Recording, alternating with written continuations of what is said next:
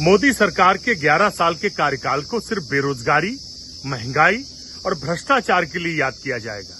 ये याद किया जाएगा कि पिछले 11 साल में मोदी सरकार ने सिर्फ अपने उद्योगपति मित्रों के लिए काम किया। इस देश का किसान 1.5 साल तक दिल्ली के दरबार में बैठकर संघर्ष करता रहा और मोदी जी 3 काले कानून थोपने के चक्कर में 700 किसानों का बलिदान करा दिया। मोदी सरकार को इसलिए याद किया जाएगा कि जब देश को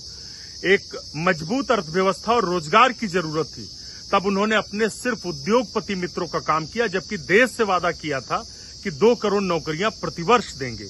मोदी सरकार के कार्यकाल को इसलिए याद किया जाएगा कि देश के आम आदमी का 9 लाख करोड़ रुपया इस देश से उनके उद्योगपति मित्र लेकर भाग गए और मोदी सरकार उनको ससम्मान एयरपोर्ट तक छोड़ने गई।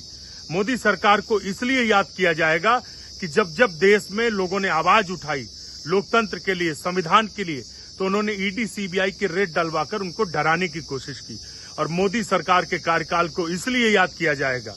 जो आजादी के बाद कभी नहीं हुआ।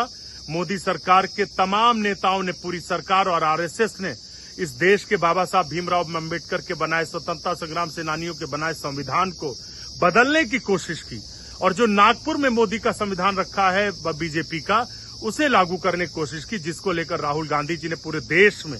10,700 किलोमीटर की कन्याकुमारी से कश्मीर तक भारत जोड़ो यात्रा निकाली, जिसकी वजह से 2024 में भाजपा की मोदी सरकार अल्पमत में आई। मोदी सरकार का कार्यकाल इस देश के लिए